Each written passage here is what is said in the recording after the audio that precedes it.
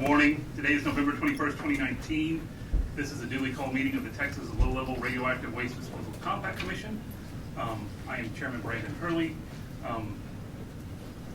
We will quickly do a quorum check. I see Vice Chairman Salzman, the judge, Commissioner Edwards. We're joined, of course, as always, by our Attorney General Representative Dave Gordon, Commissioner Morris, Commissioner Sonic, Commissioner Bradford. So quorum is present. Saw a few former elected officials, but are there any other officials in the audience before the one I'm going to introduce? We are very honored and happy today to see our good friend, Commissioner Bobby Janeka from the TCEQ here.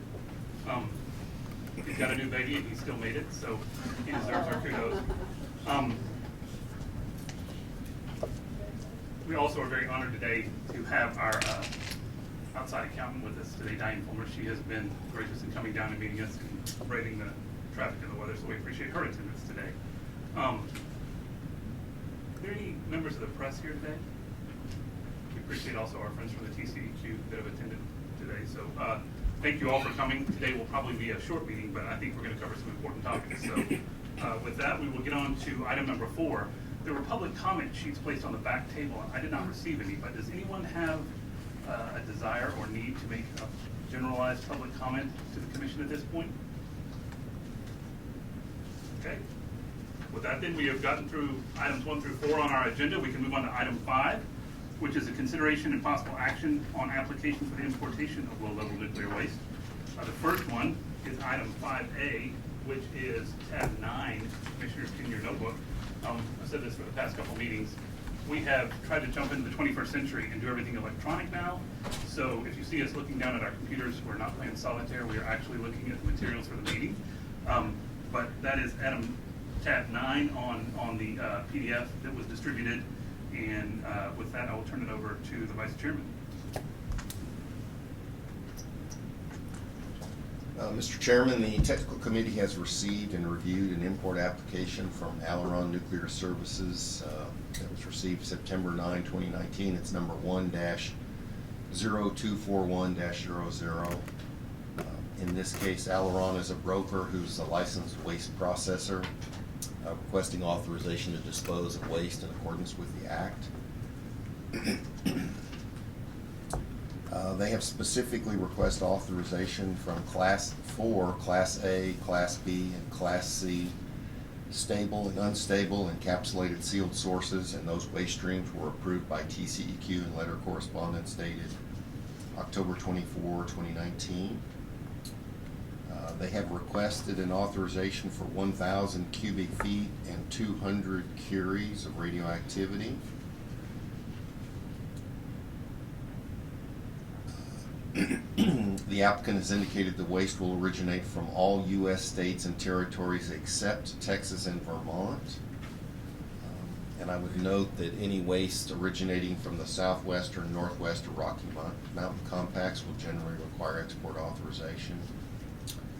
And I believe to date we have not received either export authorizations or generator authorizations, so those would have to be provided in future correspondence before they could make any shipments. They have requested an agreement that would terminate August 31, 2020. They've also indicated that the waste is from small quantity generators. They did include utility as a generator of the waste, but we would generally find that acceptable as long as it's not a nuclear utility. It doesn't appear so, since it's the waste stream is encapsulated sources, but we would have to in essence check for that when we get the generator authorizations. So I would concur with totaling it against a small quantity generator set aside. The Technical Committee recommends approval, and I'd be happy to answer any questions. Any questions for the Vice Chairman? I just have a memo. And I was messing with this, trying to get it up. Did you say the waste classification was A, B, and C? I believe that is correct. I think that's correct. And did you say waste form stable and unstable? I believe, yes, that is correct. And did That's you what say the description was encapsulated sealed sources only? correct. Okay. That's all. I didn't hear that, and so I was, like I said, I was messing with this thing trying to get it up. Any other questions? I just wanted it on the record. Any other questions for the technical committee? Speaking of which, let me stop and tell everyone while we have these funny black machines in front of us. The Senate is currently doing maintenance on their AV systems, so our normal broadcast that we do of our meetings is not going on today because we don't have the technical capabilities. So we are recording the meeting on this device, and it will be posted later. However, we are not broadcasting, and there probably will not be a video of this meeting, which is a little different. So you know what the strange black box is in front of me. Any other questions for the technical committee? Does this just, are they basically, they've been kind of collecting a whole bunch of waste over time and now they're ready to unload it? Is that the idea? I suspect they've collecting it, and they also are trying to get additional business. And so they want to be able to tell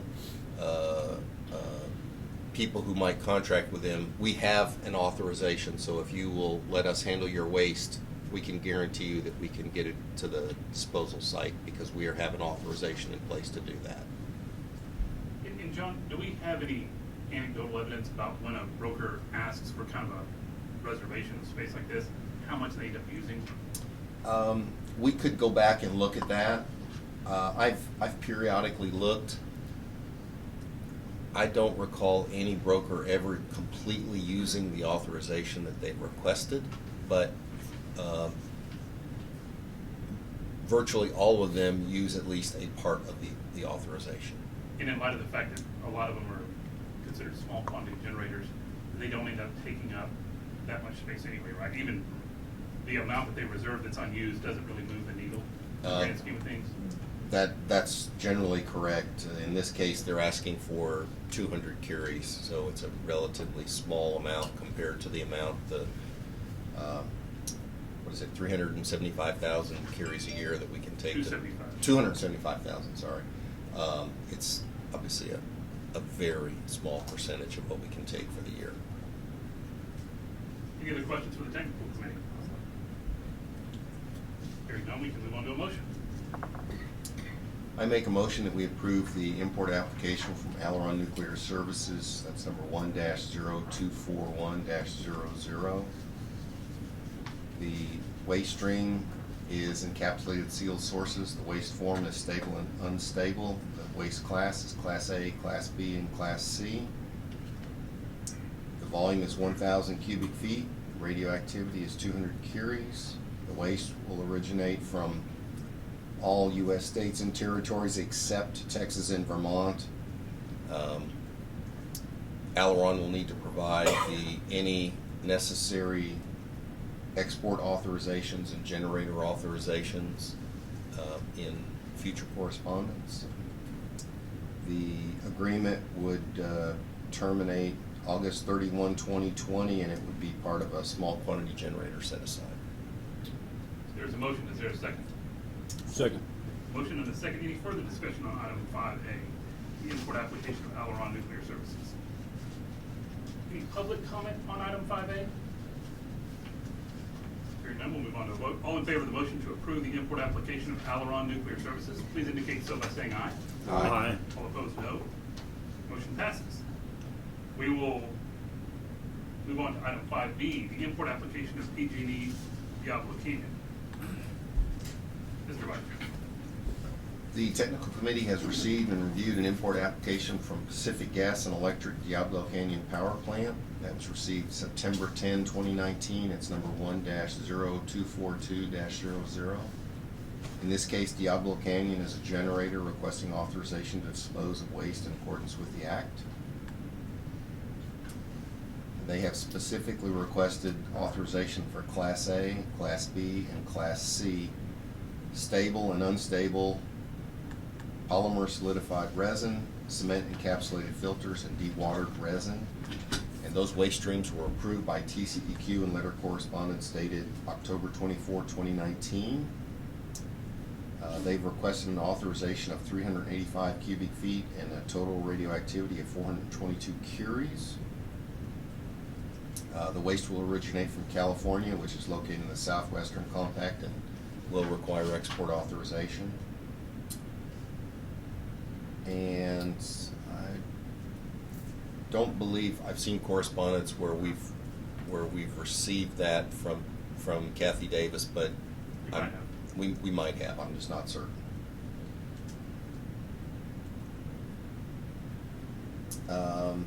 They have requested an agreement that would terminate August 31, 2020. The technical committee recommends approval. I'd be happy to answer any questions. Any questions for the technical committee on item 5B?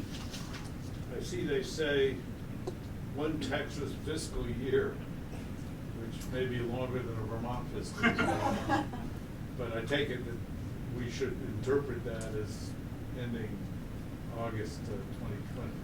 My recommendation is that we consider it August 31, 2020. We don't give them an option. We've had this discussion before when we have imports that go over the fiscal year. Makes the accounting a bit more complicated from a curies and volume perspective. So we would limit it to Yes. the 2020. And I think it's a good process to kind of ingrain in our minds. That way, if and when we begin to get larger volumes and we are measuring curies and cubic feet, we have a system that everyone knows only goes through the fiscal year, and that way we never have a problem with it.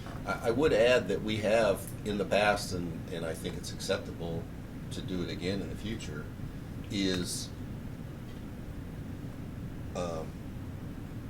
provide permits that go out into the future, so to speak. So you could ask today for an import application for this year with a set amount, and next year you could go ahead and ask now for that import amount for next year as well. It would be a separate allocation, but I think we can do that. I think that's acceptable. So if an entity ever wanted to, and I think the EPA did it a couple of years ago, and a couple of other entities have, where they wanted an authorization for perhaps 3 years in a row, so because they had some kind of a project or something like that. I think that's acceptable as well. We just like to cut one allocation off at the end of the fiscal year. The only thing I'd add to that is we want to make sure that they have a solid basis for the request they're making in future years, and it's not just a number out of thin air. Correct. Any other questions for the technical committee? Hearing none, I think we can move on to a motion. I make a motion that we approve the import application from Pacific Gas and Electric Diablo Canyon Power Plant. That's number 1-0242-00. The waste stream is polymer solidified resin, cement encapsulated filters, and dewatered resin. The waste class is Class A, Class B, and Class C. The waste form is stable and unstable. The volume is 385 cubic feet, and the radioactivity is 422 curies. They will need, if they haven't yet, they will need to supply an export authorization from the Southwestern Compact, and the agreement would terminate August 31 of 2020. There's a motion. Is there a second? Second.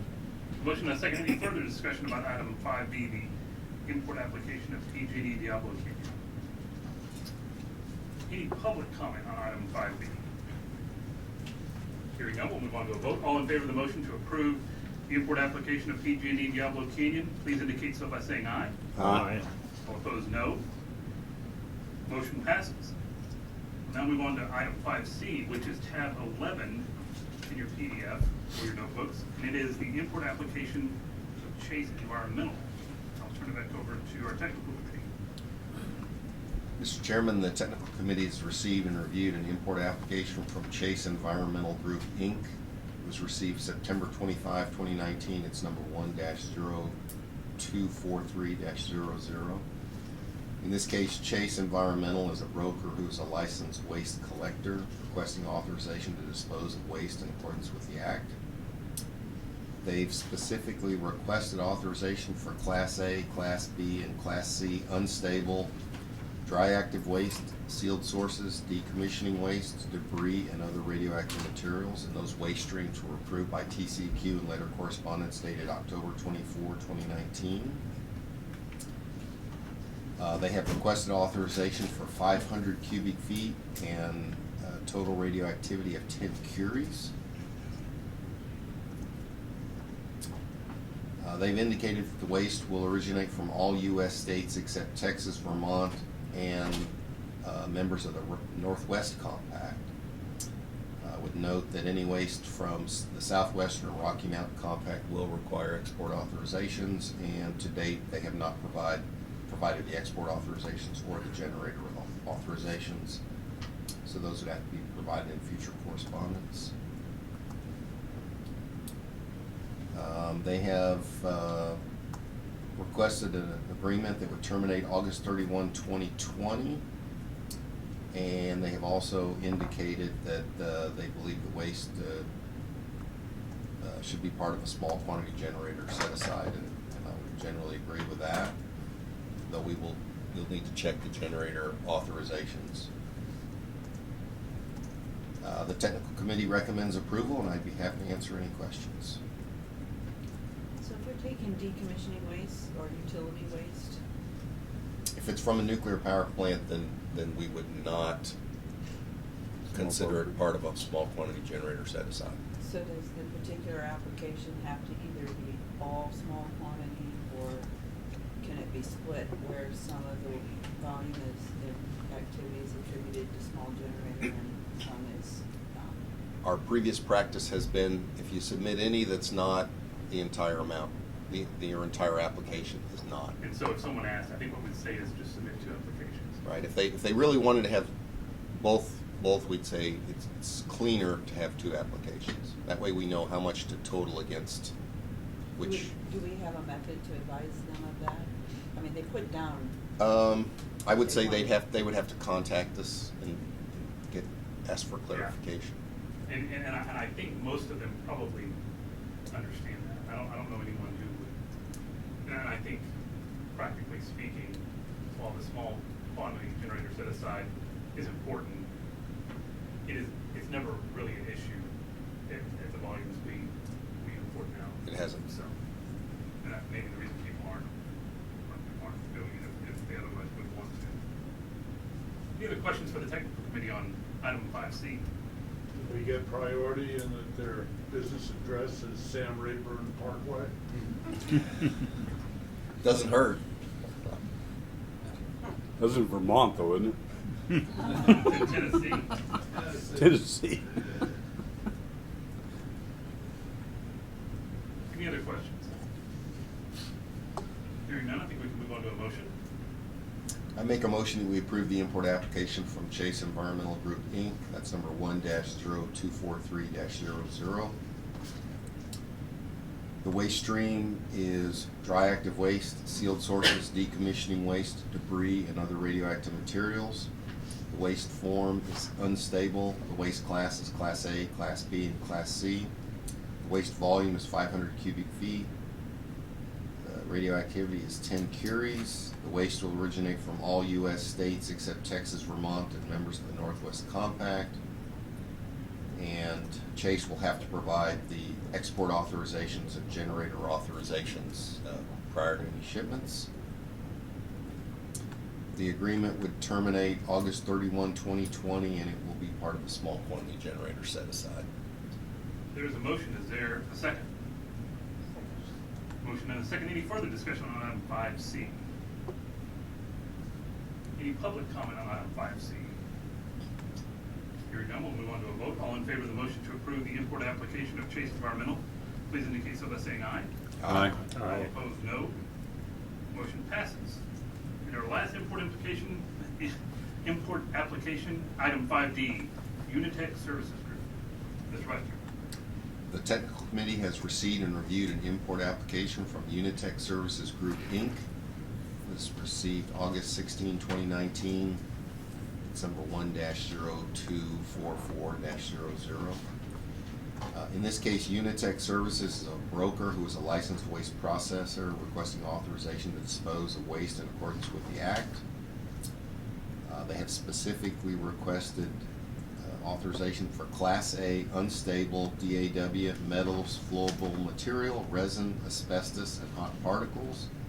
Those waste streams were approved by TCEQ in letter correspondence dated October 24, 2019. They've requested a volume of 500 cubic feet and a total radioactivity of 10 curies.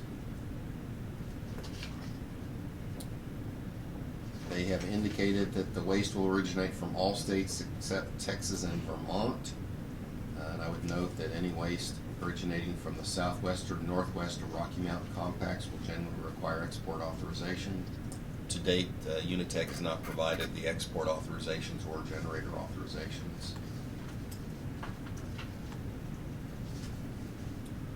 They have, and they have requested that the agreement would terminate August 31, 2020. The technical committee recommends approval, and I'd be happy to answer any questions. Any questions for the technical committee on item 5D?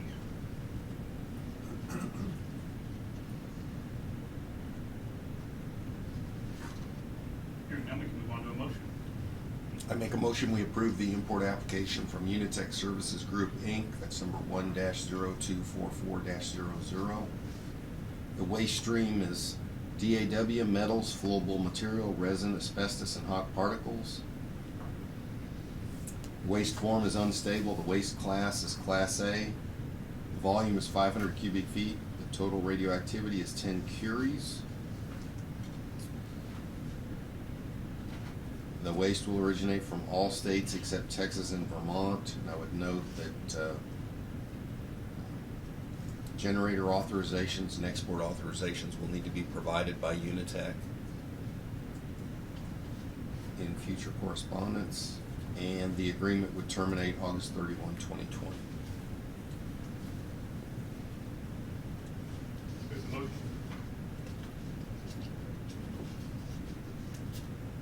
Second. That was your motion, right? Sorry. Correct. There's a motion and a second. Is there any further discussion or questions about item 5D? May I just ask, I'm sorry, but I don't see where they have a date. If they don't include a date, and I wouldn't say many, but it's not uncommon that the question in the application, electronic application, that the answer is it's import applications generally will be granted only in single fiscal year increments. If you are seeking a term that would extend beyond the end of a current fiscal year, please explain the unusual experiences that would justify a deviation from this general rule. They answered NA. Oh, I see, okay. And we No. we assume that to mean you want it to go to the end of the year, the end of the fiscal year.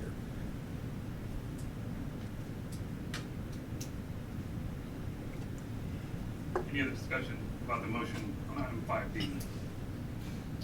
Any public comment on item 5D?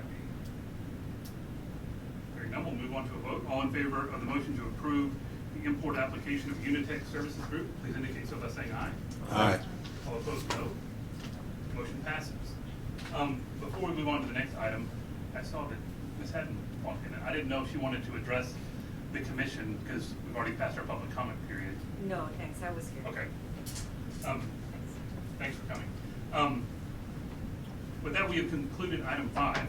We can now move on to item 6, which is the reports from Waste Control Specialist, Mr. Carlson. Commissioners, this is tab 13. It is the WCS submitted materials. And with that, we'll turn it over to Dave Carlson. Thanks, Mr. Chairman. Is this on? Yes.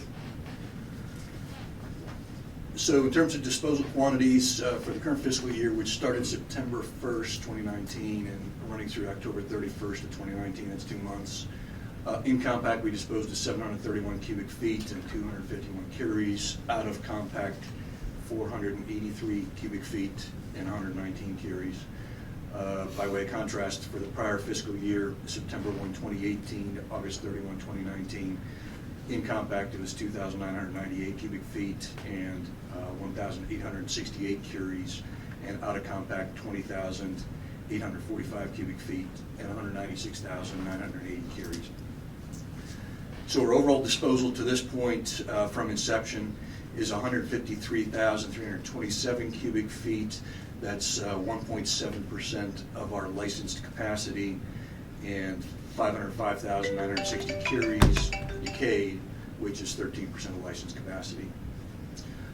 In terms of surcharge payments, Our surcharges are returned to 31.25% of gross receipts for imports of waste to the compact waste facility in September. There were no additional quarterly payments since the last meeting when I discussed those, and our total surcharge payments since inception, since 2012, that's 7 years, are $54 million to the TCEQ, $12 million to Andrews County, and that's $66 million total for the surcharges. I did want to update you on one thing that's... Excuse me, could you run that a little bit slower? 54 million to the TCEQ. Yes, sir. How much to Andrews? $12 million to Andrews County.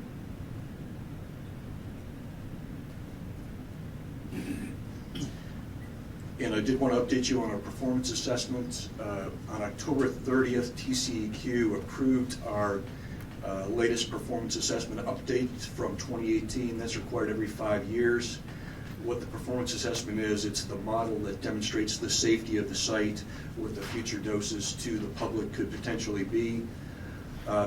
Because of our superior geological characteristics, what was determined by that model is that our peak dose for the current inventory is 0.5 millirem per year at 170,000 years from today. That's the peak, so it increases to that point and then decreases after that point. Just for comparison, an average dose for a coast-to-coast airline flight would be about 3 millirem, so that's much smaller than an airline flight, certainly at this point, 170,000 years out. Our compliance point is 25 millirem to a resident, so it's significantly smaller than that residential compliance point. And that's all I have to present. Mr. Carlson, what is the volume left in the current constructed cell?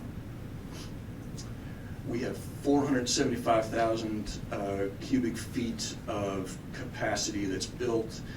We have 150,000 cubic feet of capacity that's been disposed, so it's roughly 325, but certainly we'll continue building before we get close to that point. And was a decision made on finishing out the concrete liner? Has that requirement been waived? No, there is still a requirement from TCQ to have a concrete liner.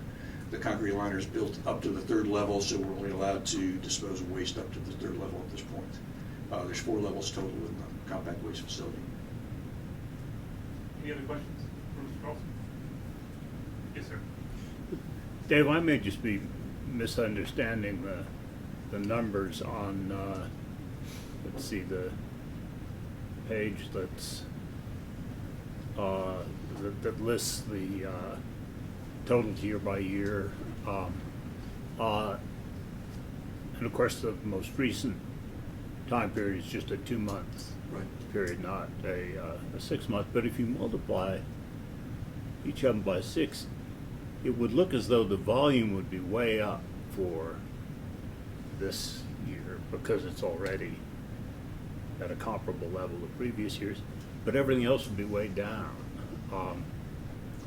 And I'm wondering if it's just some seasonality to those numbers. We do have a lot of what's going seasonality, but if you look at the in-compact, what's going on right now is Vermont Yankee decommissioning, so we're seeing more in-compact. Yes, I should have said the in-compact numbers. Right, so in-compact, we're seeing more Vermont Yankee waste than we've seen in a long time.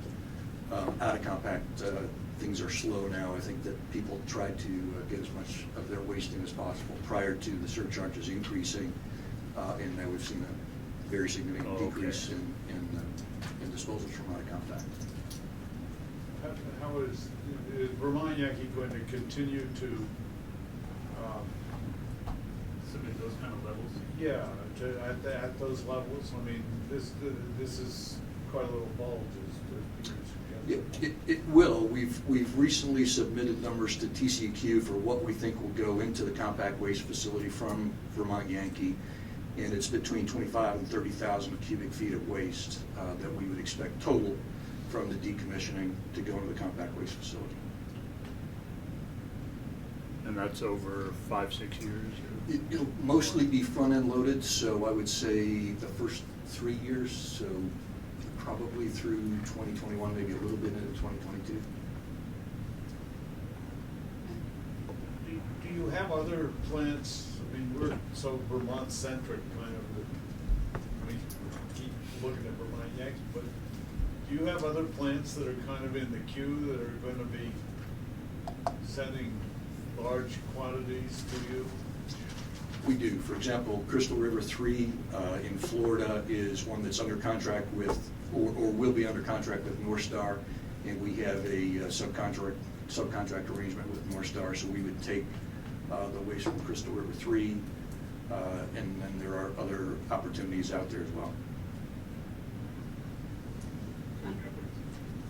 Mr. Carlson, you mentioned that about 30,000 cubic feet from BY would be expected in the compact disposal cell.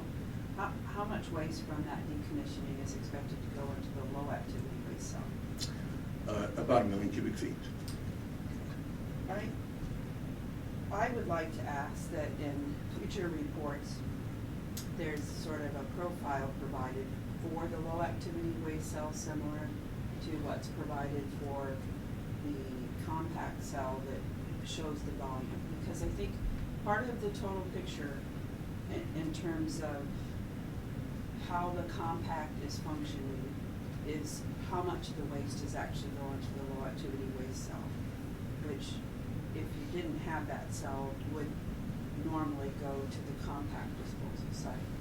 And in fact, we actually authorize shipment of that waste, right? Because it's coming in as Class A, and then you subject it to a evaluation to determine if it's appropriate? No, you would not. No, so you would ship it back to them? No, there would be a requirement for approval for anything that didn't meet the requirements, the exempt requirements to go into the low activity waste cell. Okay, well, And so the management rule that Commissioner Morris's Rules Committee worked on is really meant to capture those numbers that I think you're talking about. And so the reporting that comes, and it's in arrears, obviously, but that reporting really captures, I think, what you just described. oh, okay. Except when it comes to in-compact, like the Vermont waste, Right. as you mentioned, the 1 million cubic feet. That would not. Going to record would not be captured because it's already in compact. We don't track in-compact waste. We would not. I'd be glad to talk about volumes coming out of Vermont Yankee. Good. So can we add that to the normal report out? Yes, ma'am. I'm, again, missed a beat here. You're saying that you anticipate about 25 to 30,000 cubic feet from Vermont Yankee in the compact facility, and then in the low, very low level facility, you expect 1 million? Yes, sir. Huh. Okay. So Commissioner Staubach, that's not surprising to me, based upon other decommissionings that have taken place in the past. A substantial amount of the waste is very low activity, that's rubble, cement, dirt, that from excavation or building debris. And the activity is suitable for the regular disposal, so. And so this is follows the statistic that I think Mr. Carlson and others have said is 85% of the volume will go to the record cell, 85% of the activity, high activity waste will end up in the compact cell. So obviously the higher activity stuff ends up in the compact facility, but the large volume of low activity waste is will end up in the record cell. And we will be receiving, based upon the management rule, we will be receiving reports for our compact generators on how much is going to the red waste cell. So we are capturing that information, and that may be something, John, that in our rules committee might be able to provide that information to the commissioners. Sure. In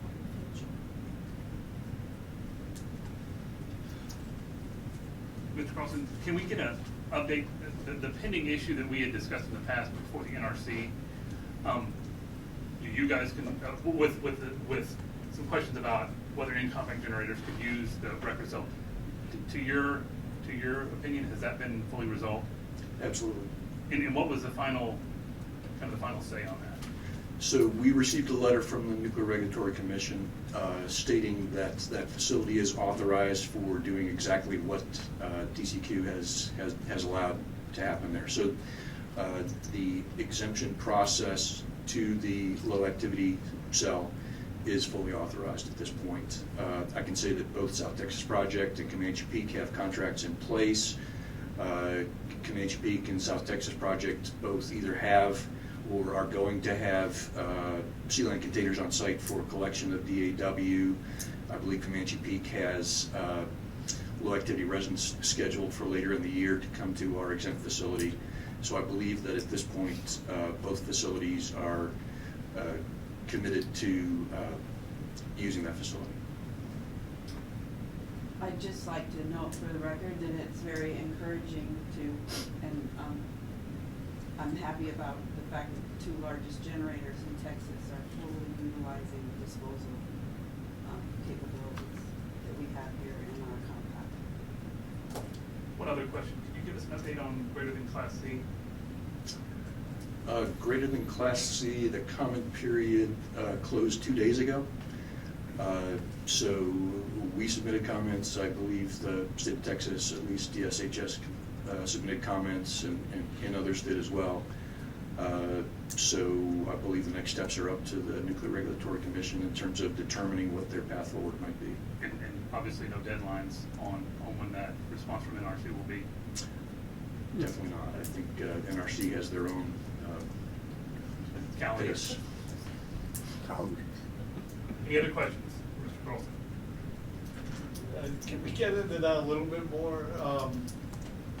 So, the state of Texas, what position does the state of Texas take? So I can't speak for the state of Texas. Several years ago, we asked the TCEQ whether the TCEQ was authorized to regulate the disposal of greater than Class C low-level radioactive waste. And they asked the question of the Nuclear Regulatory Commission, and everything that's happened since then was kind of a follow-on to that.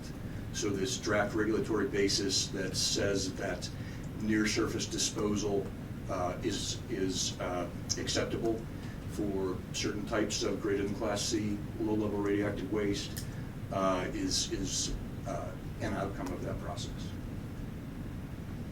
So Texas didn't take a position one way or another on? No, Texas asked the question from the Nuclear Regulatory Commission, and we asked the question of them. In the end, this is obviously a political question. It's up to politics. Any other questions for Mr. Carlson? Thank you, Dave. Thanks. With that, we are through item 6 on the agenda. We'll now move on to item 7. I will introduce this by saying, as most of you know, there exists a national group called the Low Level Waste Forum that we were previously a member of. We chose not to renew in the last, when our renewal came up. However, we have stayed active in the sense that we usually try to have someone from the commission attend those meetings. There's a lot of change going on with the forum, and Commissioner Morris and the judge attended the Low Level Forum. Commissioner Morris actually presented on behalf of our compact and did, from what I understand, a very good job there. So I thought it would be a good opportunity, though, to get kind of an update on what happened at the Low Level Forum and maybe have an open discussion a little bit about our thoughts on our future in connection with the forum. So with that, I will turn it over to Commissioner Morris. Thank you. Yes, indeed, Commissioner Dolger and I attended the Low Level Waste Forum Conference that was held in Chicago October 21st and November 1st. A number of you that are present in this room are also there at the conference, and I think quite a few of the folks here have attended these meetings at some point in the past. The value to attending these meetings is obvious. There were approximately 50 plus participants there representing all facets of the low-level waste industry, regulators, regulatory agencies, the DOE, NRC, EPA, military, U.S. Army, as well as ARDT was there, compact officials, state regulatory environmental agencies, Nuclear utility generators, just everyone that is involved and plays a role or has any role in the low-level waste industry was there. Quite a good information. There's an informal format for presentations, which lends itself to an easy transfer of information and the opportunity to interact and network with the folks present. So there are many positive aspects of attendance, participation at these meetings. Of special interest are some of the things we've discussed already at this meeting this morning. Interpretations of Part 61, the near-surface disposal, GTCC, VLLW, decommissioning, and of course the disuse sources. They have a disuse sources working group. So we heard updates on a lot of that information, and so there's a lot of value in attending. As Chairman Hurley just mentioned, several years ago we declined to renew our membership. The reason for that, at the time, our executive director, we were full members at that time. The annual membership fee is $10,000 and guaranteed a seat on the executive committee. But the problem we were noticing, and that was explained by by Lee Ing, was that a lot of decisions were being made behind closed doors to some extent, and we were not really able to participate fully in the decision-making process. So we declined to continue the membership. Not only us, but 2 other compacts left the Low-Level Waste Forum, and I believe a waste operator, facility operator, as well as another state regulatory agency. So anyway, that was kind of a wake-up call to the Low-Level Waste Forum. They established about a year ago a transition committee, which met this time, the day before the actual conference began. The individual who had been the executive director for the forum retired in the summer. They've had interim director Joe Klinger. Several of you might know Joe Klinger from his days here in Texas as a regulator. I think John, you knew, and several of y'all did. He has been acting as the interim director. They're in the final stages, I understand, of hiring, of negotiating a contract with an individual. Since I don't know if they, does anybody know if these have actually been hired yet? I'm not sure. Not yet. It's not been informed. It's not been publicly announced. But this individual does work out. Then it's a name well respected in the industry, and I think it will be a positive step for the Low-Level Waste Forum. At any rate, so we're going to take a wait-and-see attitude. The next meeting is in whether we renew our membership. The next meeting will be held in Denver in March. And that'll give them a few months to get the new person in place and see how things go. It's interesting to note that the meeting after that, which would be next fall, is going to be in San Antonio. So more of us will have an opportunity perhaps to participate in the Low-Level Forum conference at that time. Again, there's a strong value in being able to participate. Like I said, we can always pay our $600 fee and go as an individual or representing our compact. But we'll kind of wait and see how things progress. But it's looking positive. It's like they're on the right road. At any rate, it's very valuable, again, just because of the breaking news, specifically of interest to me and to others and stuff, was Utah saying that they will be able to accept Class B and C waste after analysis shows it's Class A-like waste based on interpretations of Part 61. So some interesting things are happening that do impact our commission, and I'm glad to see that the commission supporting attendance of members at the Low-Level Waste Forum. Any comments from Judge Dolgener? And I believe Chairman Hurley, you sat in on the teleconference on the transition committee, so if you guys have any comments you'd like to add. No, I just, it was a good meeting. I mean, we are in transition with that forum. I think it's a good thing for America to have, where all the compacts can get together at a meeting twice a year and talk and go over that. Since we're the only compact that actually has a vendor and a site, we're always on their front.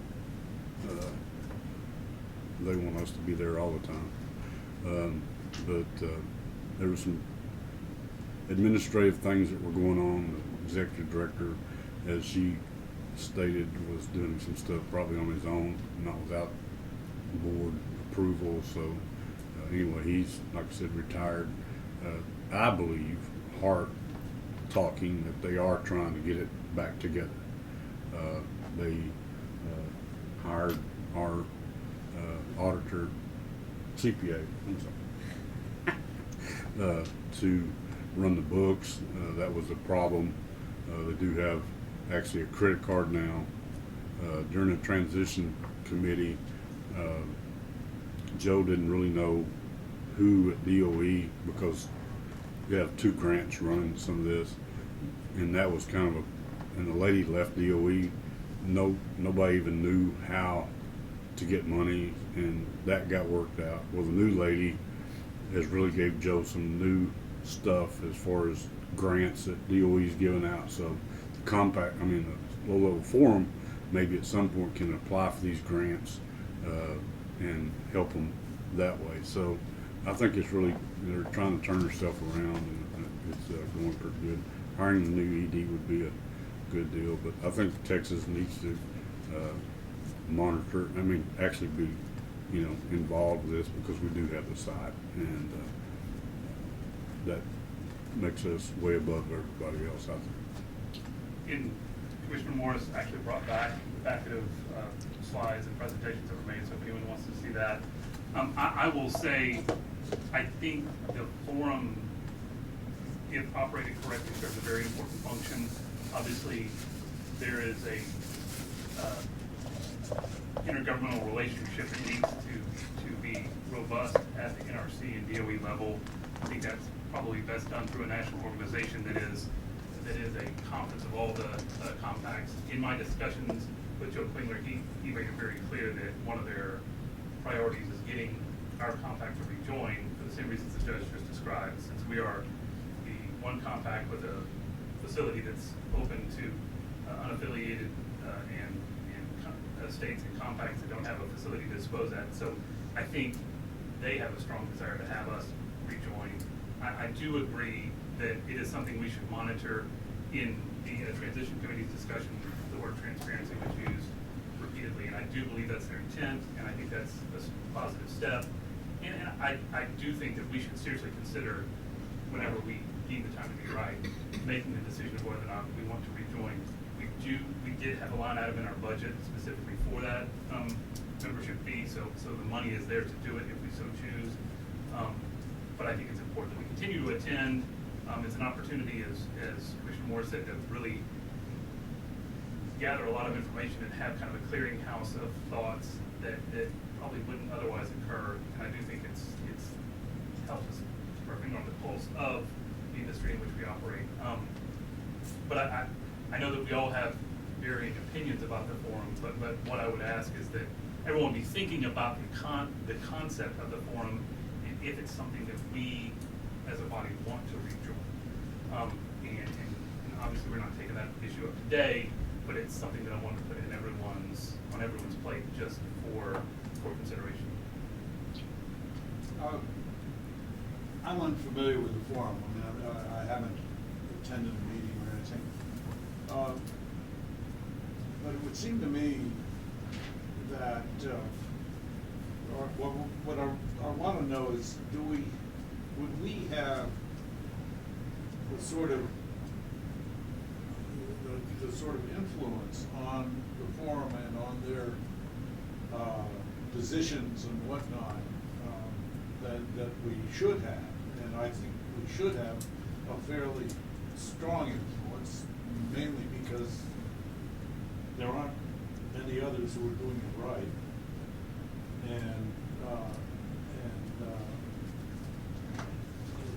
I just wonder whether, how that kind of sets up. I mean, do we get do all the,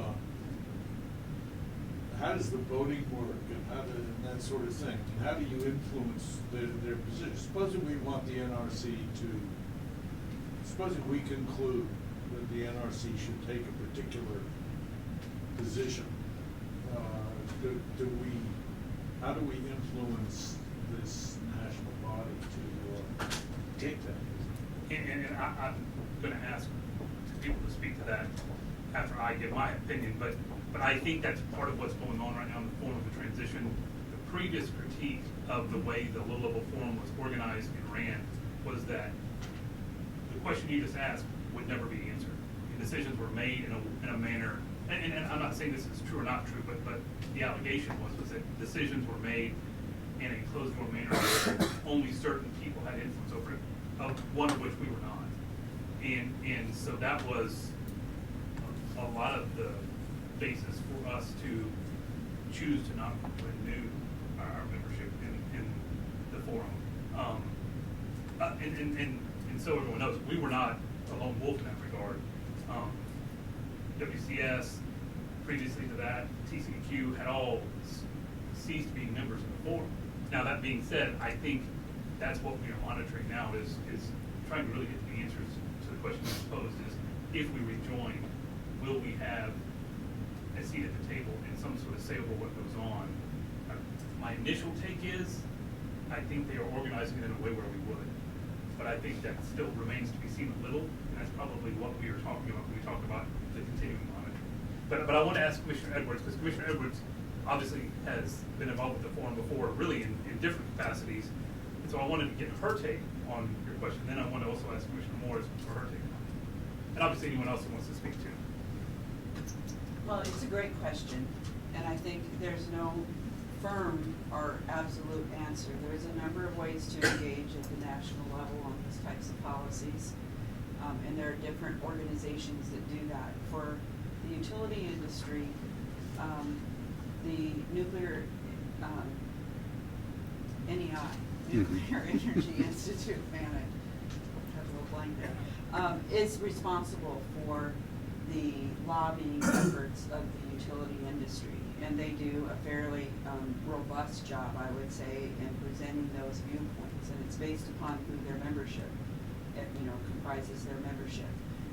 Obviously, we're not a member of that organization, and as far as I know, the only likely candidate to perform that role for the compacts and states' perspectives combined would be the forum. So in my opinion, it'd be an excellent vehicle to introduce us to the national conversation in terms of those things that are of interest and represent our perspectives in those conversations. That being said, we could go on our own as well. I think part of the problem that we have is the Nuclear Regulatory Commission doesn't actually know what a compact commission is. They know what TCEQ is, and they know what the governor's office and the various states are, and the generators and the disposal site operators. They don't know us. And I think our interaction with them could be facilitated if they were introduced to the compact and what a compact's role is through the forum first. And usually if the more people you represent, the more your voice is heard. A good example of how we could contribute to the national conversation, as Commissioner Edwards just mentioned, is about a year ago, the NRC was doing a scoping study on very low-level waste. And they were asking for comments. At that time, the Low-Level Waste Forum was wanting to put together a composite of comments and submit it from the Low-Level Waste Forum. We did submit some comments to the Low-Level Waste Forum, but also our issue that is separately from our Compact Commission. So we were involved. I think her comment on the fact that the NRC is not sure what a Compact Commission is accurate. It seems like the NRC is so large that some people, the people at the forum, NRC representatives from the forum obviously know what a Compact Commission is because there's a lot of Compact folks there. But the other folks, maybe in the scoping study and some other aspects, and you can address that too, the different arms of the NRC may not be aware, and there's not that crosstalk going on, so that everyone's on the same page when it comes to our role in low-level waste. So, I think that that there's there's a lot of positive things to say about membership. One thing we were talking about organizational structure of the Low Level Waste Compact. When I first started attending meetings, I was taken aback. I guess that's a good old term, taken aback, because I've never seen a structure quite like theirs. They have a very large executive committee, and then they've got the officers, and it's unwieldy. It's not like our Health Physics Society, John, and stuff, where we have, everyone can vote on things and get things done. So, but the transition committee, since we've left the compact, left the forum, the transition committee has reached out to us repeatedly and asking us to, even though we're not members, to attend transition committee meetings and trying to get our input so that we can kind of make sure they understand what our concerns were for membership, about membership. So, and then inviting again us to participate this last meeting and sit in on the transition committee meetings. I think is a very positive step. So again, as as Chairman Hurley just mentioned, it's kind of a wait and see attitude. Let's give them a few months. Let's let them get their new executive director in place, and then certainly reconsider them rejoining at that point. And Dick, I will say this.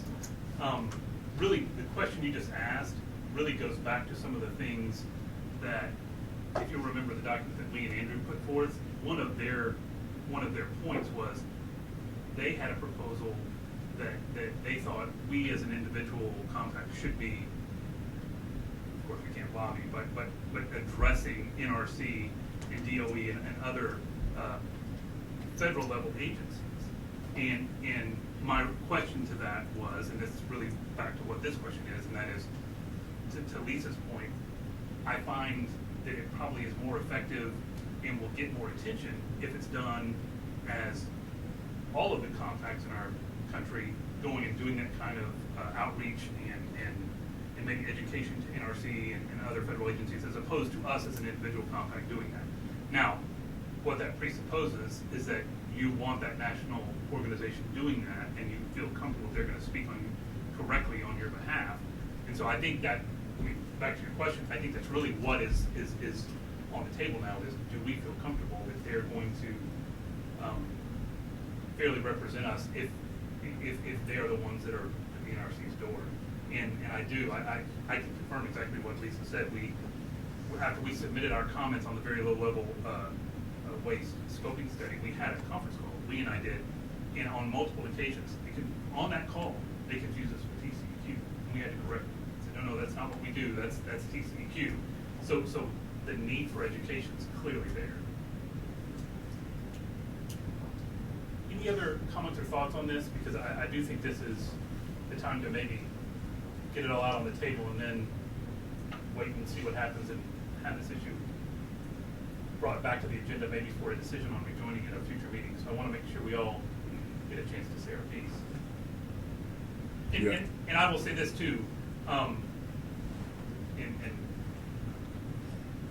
they're very lucky to have Diane to help them, but I think one of their big issues is they're going to have to figure out their finances very well. And my understanding is that the low-level forum didn't have financial problems, but I think they actually operated in the red at one point. And so I think they're trying to figure out how to get back to the black and figuring out kind of how to take what they have and make the best use of it. You know, one of the things that galled a lot of compacts in the past was when they hosted a meeting in your compact, they expected the individual compact to make a huge contribution to support the meeting. And it was sometimes $5,000, sometimes $10,000, which was just a pure function of their finances. But again, I think they're trying to work to a point where they fix that and no longer ask the individual compacts to support the meetings and you know, and I mean, from a pure fiscal standpoint, the question's always going to be, is the membership fee that we would pay, which is $9,000 or $10,000, worth the benefit that we think we receive? And do we feel like they're good stewards of the money that we would be contributing in a membership fee? So I mean, I think that's another level of question that we probably also have to consider before making a decision. I guess I would add to your comment, since you're asking, you know, for a full conversation. I think the low-level waste forum has the potential to be a very important body for us to engage with. It's too bad that these past issues came up. I'm encouraged by the fact that they're trying to work through them.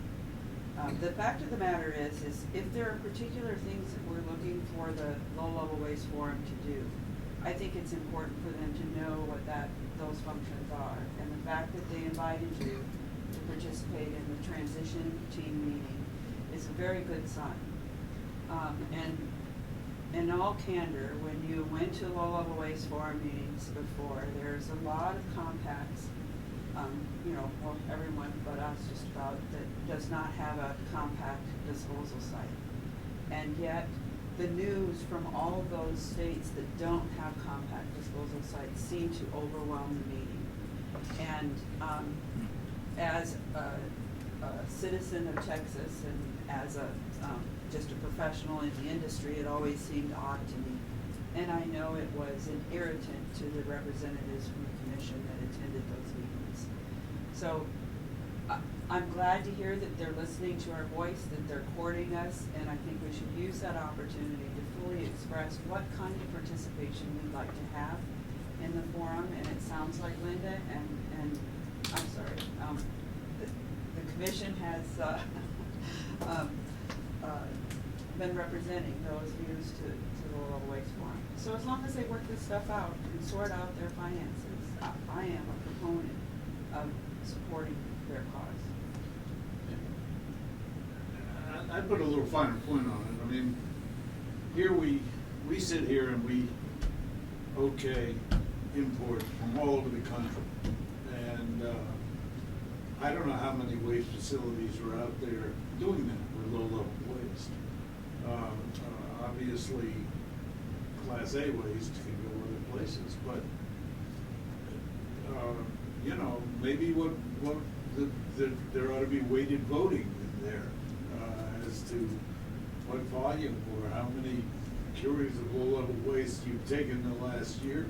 That gives you some sort of weight in the voting or something. I mean, it's just, it seems to me that this, as I say, this compact, and I don't have a broad knowledge of the way this works in the country, but it appears to me that this place is doing it right. People are coming to us to dispose of their waste no matter where it's from. And that we should have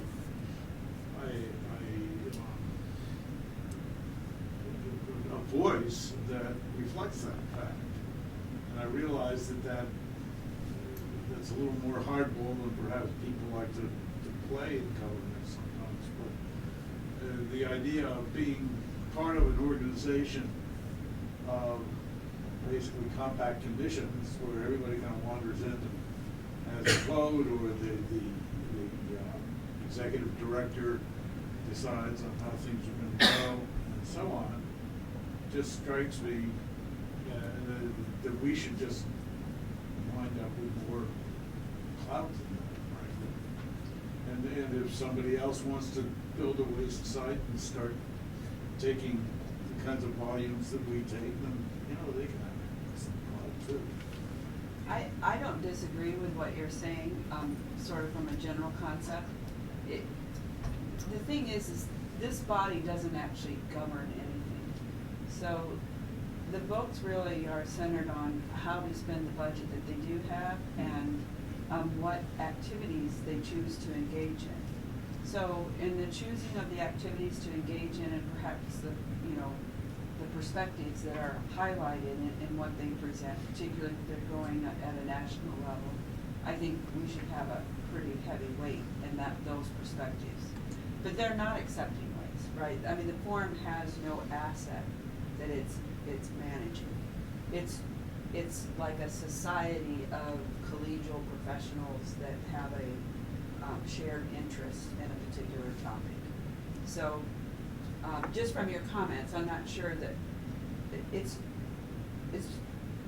there's not a lot of voting other than the budgetary and should we form a committee to actually put a product together. Well, is it mainly technical, scientific questions that they look into? Policy more. I used to go and have frequently gone and presented technical information based upon research that's been conducted by the industry, but mostly they're engaged in policy.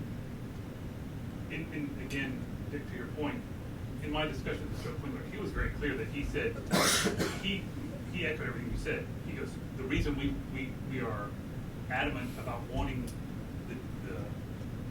your compact to rejoin is because of exactly what you said. You have the only facility that accepts waste from 38 states. And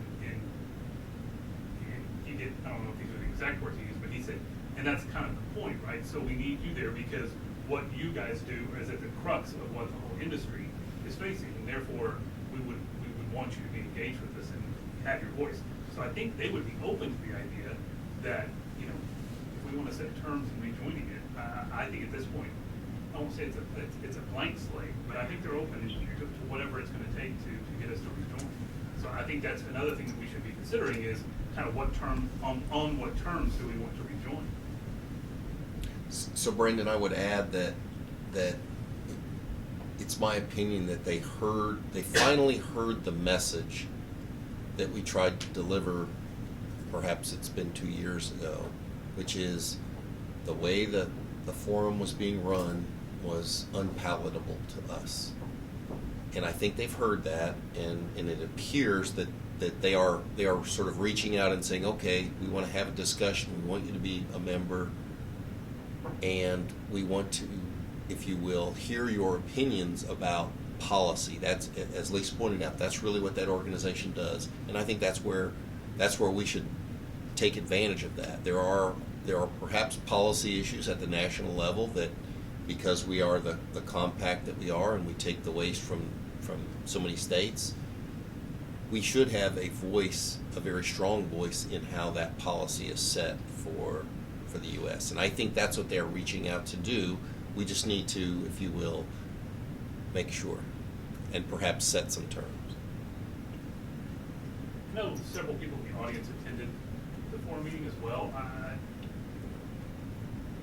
If you'd like, please feel free to share your thoughts with us about the direction you think the forum's headed, and if there's anything that we set up here is off or incorrect, or if we've left out anything, because I know everyone's got a unique perspective on it. So is there anyone who has any additional comments on the forum?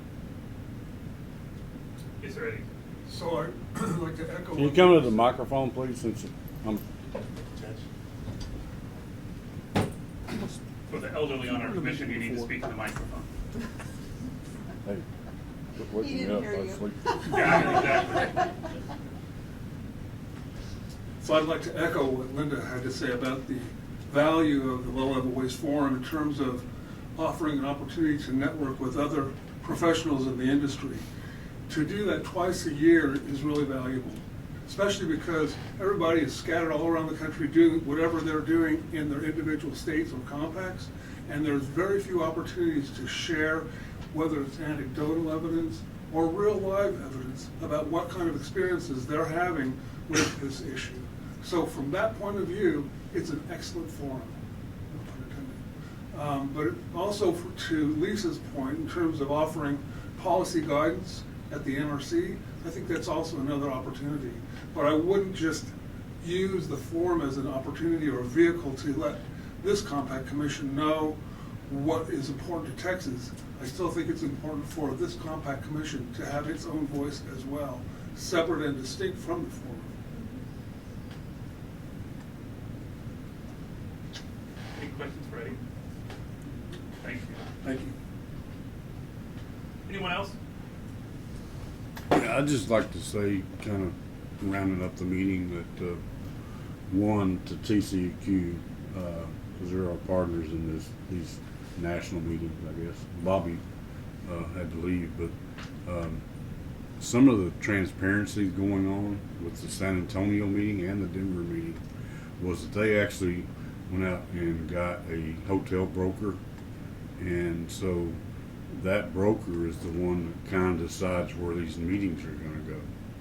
And so it's not like the old ED just picked a hotel and kind of did it that way. So I was really kind of the old way would, they'd come to TCQ or us and say, hey, can y'all help us out with this deal? Well, I just got to put it at the meeting. We're going to have it in San Antonio. Probably close to the Riverwalk, but not on the Riverwalk, because I told them Riverwalk's pretty high property, but they could probably broker or something. But that's one of the new ways that they're trying to do stuff, is have a broker hotel deal and get the cost down as much as they can. And I totally agree with Dick that some of this is above our pay grade. The legislature of this state wrote laws and passed laws that this is the way it comes and doesn't come. Nuclear is changing. When I first started, we had the Renaissance. I thought there'd be 50 new plants built. Today there's not going to be, there's 2 being built. I'm not for sure if they'll even get built. But the problem about that is 10 others have decided they're going to decommission. So that's the problem that I want to see, is how they're going to do that with our current law and how that's going to come to Texas, because we've facilitated a business model to do that. So I think that's really what the other compact, and that's what I tell the other compacts. Yeah, they don't have a voice in it, but sort of they do. But I think Eddie said pretty good that, and I told Brandon this, I'll talk to him the other day, that we need to be, there's some of these meetings you go to that's just a meeting, and sometimes the forum may just be a meeting, but we need to be there, because we do have the site. I agree. I think whether we rejoin the forum or not, I think our continued attendance is very important, as it is in several industry conventions and meetings like this. But I think the forum is the one that is the most important, that we always have a representative at, just for no other reason than to hear what is said and stay abreast of whatever's going on in other parts of the country. I agree with, we could for a lower dollar amount just attend the meeting, but assuming we find their business practices acceptable, our not joining weakens the forum. Right. And if we want to have this organization have more strength, our participation and support as a member, I think, is important for that participation to result in a stronger organization. I agree. Thank you all very much for that discussion. Like I said, so you know, I think the thing to be mulling over in your mind is, as we see things develop with the transition committee, we'll report to everyone as best we can, and then I think at a future meeting we will have, obviously, a decision before us of whether or not to rejoin the forum, and secondarily on what terms we want to rejoin the forum. So appreciate everyone's participation. With that, we are through item 7 on the agenda. We're on to item 8, which is the chairman's report. I'm going to discuss several matters, and I may actually ask Diane, so since she's here. Fiscal matters of the compact. Obviously, as is always the case, we are constantly in a budget cycle. That is beginning again in the interim while our legislature is not meeting. A lot of the work for budget is done during this interim period. We will once again do as we have in the past and ask for the appropriation that we have always sought. We will do that based on our budgets that have been approved in the past. In the past, we have not always spent our budget. I think that's changing. I think we are spending more of our budget just based on our increased activities. As far as our budget to date, I think we're well within budget, if for no other reason that we've had a serious allocation for our staff. And since we currently without staff, we've not spent that money. I will say we have engaged Andrew in an hourly contract that has worked out very well, but that contract is well within budget as well. I don't think he has billed this as much as we maybe anticipated, so we're well within budget on that. I will ask Diane to speak to this because she just told me about it this morning. As you all know, we have a statutory obligation to do a yearly audit. We have used an auditor in the past, and I'll let Diane come up and tell us kind of our recent outlay to seek bids on the audit and the result of that. Thank you, Diane.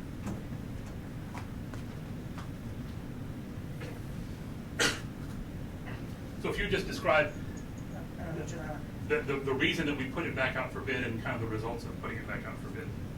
Well, we try to follow best practices, which is you want to change your auditor periodically, just to get fresh look of eyes on there. So we did put out the bid on the state contract bidding site for audit proposals, and we got no responses, and we did get a response from our previous auditor, so right now that is the only response that we have received to date. And the closing date of the contract bid was November 15th. And am I correct in saying that this kind of audit is kind of a specialized task for an audit group? It's not something that just any auditors could do, right? True, it is a limited scope of number of people out there who could perform these types of audits.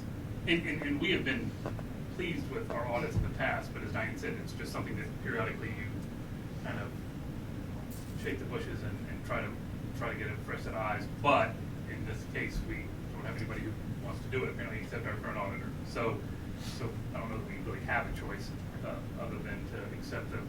And by the way, the bid that our current auditor submitted, I believe, is pretty close in line with what they have charged us in the past. So there's no large uptick in the cost. So there's not a concern there. But we will obviously have to go back and proceed with our current auditor, and maybe we'll put it up for bid again in the future. But for right now, I think we'll continue to use the same audit. While I have Diane here, is there any other questions on our budget or anything related to our fiscal matters that you want to ask, Diane?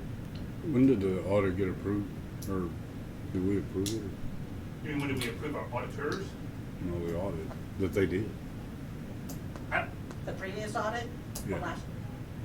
we did that, they submitted that, I don't know, a while back, that, And it's nothing that we approve, They is just- it? they just submit it. right. Because it's supposed to be independent. So if we had to approve it, then it would suggest that they're placating us as opposed to doing an independent audit. So it is something that is done, and then we submit it to various state officials, and then we post, I believe we post it on our website. Post on the website. Yeah. Sometimes I get compact business and county business. I don't remember the audit findings. Were there any findings? No, everything was fine. And there's a separate audit process that we have gone through in the past with the comptroller, correct? Which is a separate, That's completely separate, right? and there were findings, and that was many. That was like years a ago. purchase audit of, Right. and they always find something. Right, that's kind and of it their was, job. and it might have been 4 or 5 years ago, correct? Oh, it was before I started, so yes. Okay. Any other questions for Diane? If there were findings, who would be accountable for seeing that they were Implement? carried out? I mean, I guess we were, but to whom would we be accountable? Well, it would come to me, and then I would, present, and then as a board, we would agree as to how to proceed, and then you would usually provide a written response to the auditor addressing the findings. And I think your question, Peter, is who's going to hold us accountable if we don't address the issues in the findings, and that is a very good question. Well, they I follow know that up. there's- I'm sorry, they follow that up in the subsequent audit. Right. Even a different auditor would go back and make sure that any findings were corrected. And practically speaking, I think what would happen is it would be taken into account as we go through the appropriation process. I suppose that's right. So I think Of course, that's, if we thumbed our nose at somebody and said, yeah, whatever, then they would take it into account when they decided how much money to appropriate to us. And that's, I think, the practical hammer over our heads. And part of that will also be addressed during the sunset process. Right, which is coming and then we up have as our well. sunset process coming up, which will clearly look at those issues as well. Any other questions? Thank you so much, Okay. Diane. Another item on the chairman's report is a contingency plan. Obviously, the contingency plan was very hotly discussed back in the summer of this year as we went through our joint committee established by previous statute. And now that we are kind of back to our normal operations, I want to once again bring it up. In speaking to many of you, I've always said, I think we have three main obligations. approving import applications, approving export petitions, and then really this is our third statutory obligation that we have to do. It is difficult, it's like pulling teeth, and it's something that is hard to kind of wrap your head around because you have to put yourself in the mindset of bad things happening and then developing a plan around it. But I want to bring it back to the forefront. I've included a draft of what the last submitted version of this was that we submitted to the Legislative Committee and TCEQ and the Governor's Office. It is by no means a final draft.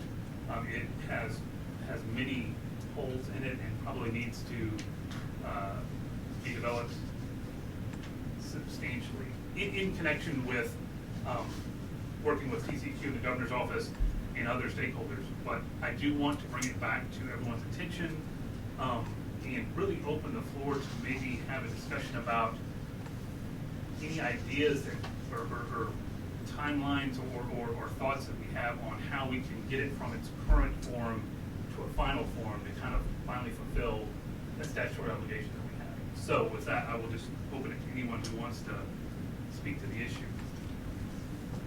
So, just from a administrative perspective, Brandon, how, if we have comments, would you want us to submit those, just submit them to you for inclusion, or do we need to submit them to Dave? Probably submit them to Dave. Okay. To ensure we don't have an open meetings issue and obviously a lot of these are legal issues anyway that some of the comments and questions may really be something that Dave's gonna have to answer anyway. So it probably makes sense to direct everything through him. Obviously, the other outward step that we're gonna have to engage in is a dialogue, hopefully collectively with everyone we think are relevant players to this issue to make sure that we take in their comments and questions and whatever else is related to it. And we did that really when we drafted this, but now this can kind of be our stepping stone to get to what I hope is contingency plan 2.0 to get it more robust and more definitive, because I think the current version really asks as many questions as it provides answers. And that's kind of my point, is I think we need to press the issue a little bit to try to get some of those gaps filled.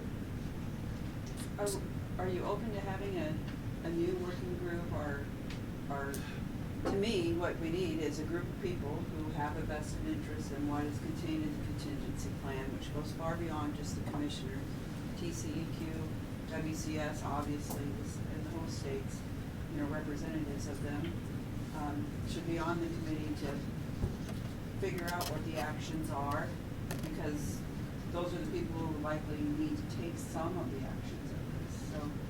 I agree, and I think that's a very good idea. I think the reality is that obviously I don't know that we can create that working group without the consent of the people to be in that working group. And so I think we have to, I think what we ought to do is make sure we as a group have comments and questions and get those resolved and answered, and then approach all those people that you just described to start having those conversations. But I want to make sure that we as a group are all on the same sheet of music about the plan, and that we feel like we've vetted it internally among us before we go out and then have those discussions with the Governor's Office, TCEQ, and some of the industry players.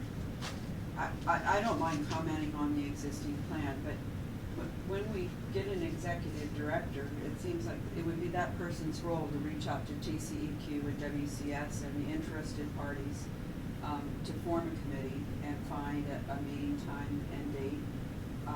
If we keep working on it in a vacuum without the other party's contribution to it, it may limit the things that we think of in terms of, potential solutions or ways to address, or perhaps we'll, get ideas on other concerns that we hadn't thought of. I agree, and there's no question that we cannot complete a contingency plan without the participation of those people that you've identified. And I'm not sure who drafted this language, but the language of the statute is actually a little clunky. It puts an obligation on us, and it implicitly suggests that we have all the authority and all the tools necessary to complete the contingency plan. And I think that was incorrect. I think we have to have the participation of TCQ and the governor's office and the industry players.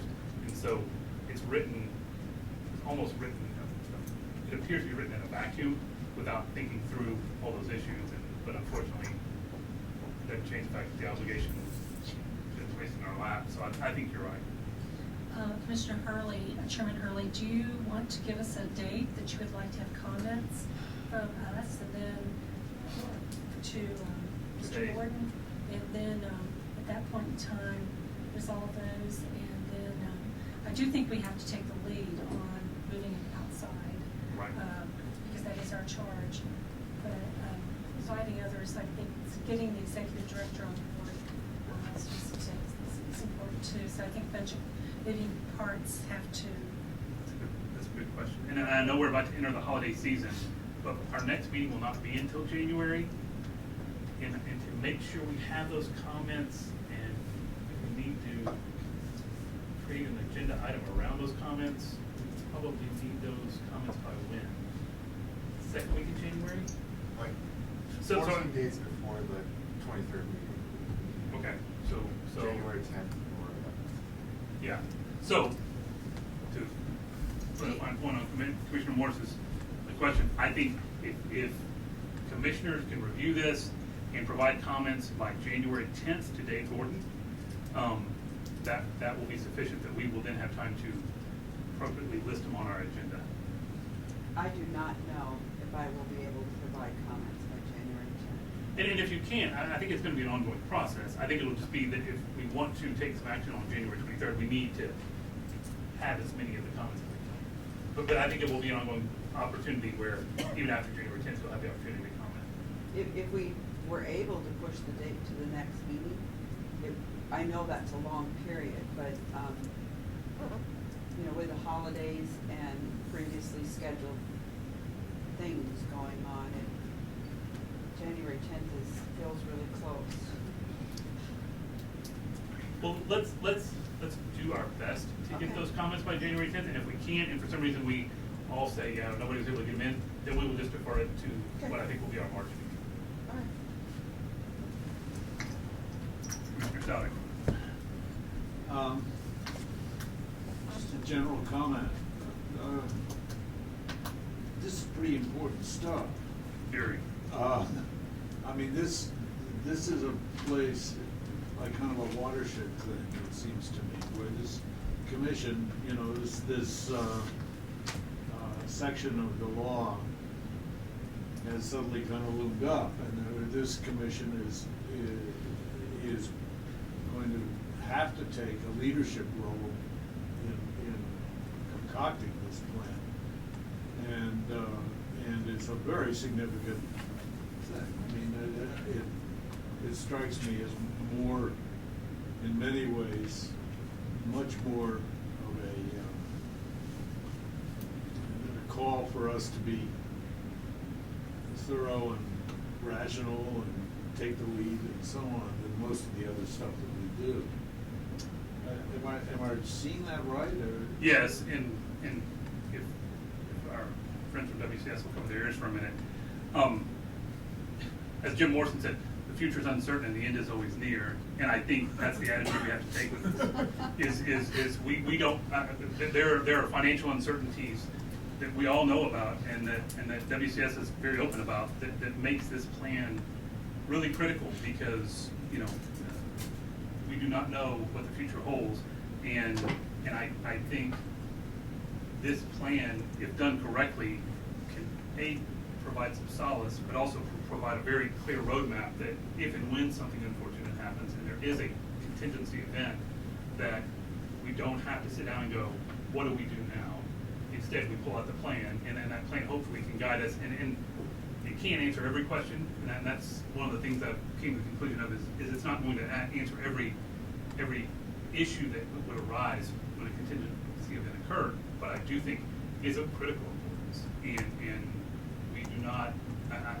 I don't think we can defer it any longer, and I think it is something that has to be addressed in a way that hopefully provides as much definitive guidance as possible. I mean, given the fact that we have seen a recent sale of this facility. And, you know, the owners, to a great extent, are in charge of it, but it is, in the final analysis, owned by the state of Texas.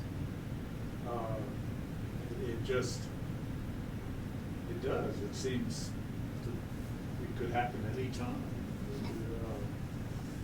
Just kind of rambling, but. No, but I agree. I agree. I mean, the way I look at this, I think it's important to have a roadmap for any kind of facility to know what you're going to do if it closes or stops performing its function.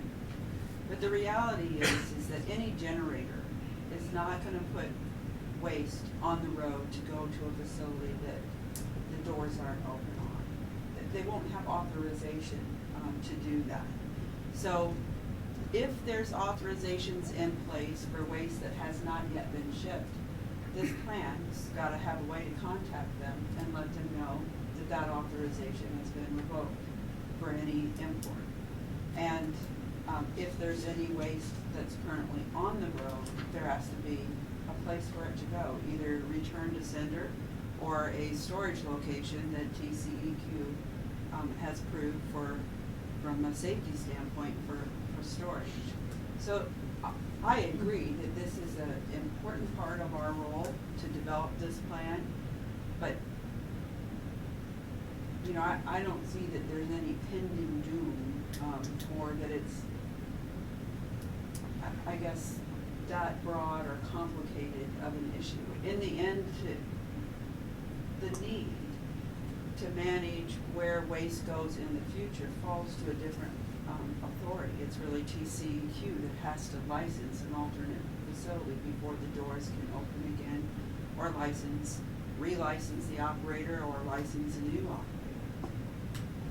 I think what Commissioner Edwards just said is Vermont's waste is going to her house in the event of it. No, but I understand what you're saying. Actually, it would probably stay with the utility who No, owns VY. It can't, and that's what the statute says.